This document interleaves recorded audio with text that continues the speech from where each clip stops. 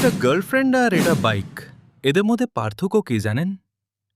১ নম্বর, girlfriend বলে আমাকে সময় দাও, বাইক বলে আমাকে তেল দাও। দুইজনের চাহিদা শেষ হয় না। ২ নম্বর, গার্লফ্রেন্ড রাগ করলে কিছু হয়নি, বাইক স্টার্ট না নিলে কিছুই হয়নি। কিন্তু দুই ক্ষেত্রেই বুঝতে হবে বড় সমস্যা।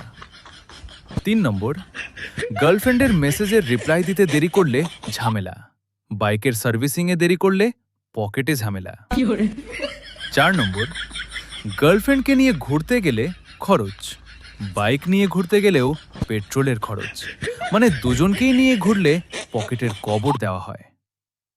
৫ নম্বর, গার্লফ্রেন্ড বলে আমাকে ভালোবাসো, বাইক বলে আমাকে পরিষ্কার করো। দুইজনেই যত্ন চায়, কিন্তু বাইক অন্তত ঝগড়া করে না। ৬ নম্বর, গার্লফ্রেন্ড হারালে মন খারাপ হয়, বাইক হারালে মনও খারাপ, পকেটও খালি। তাই ভাই, গার্লফ্রেন্ড রাখবেন নাকি বাইক? কমেন্টে বলেন।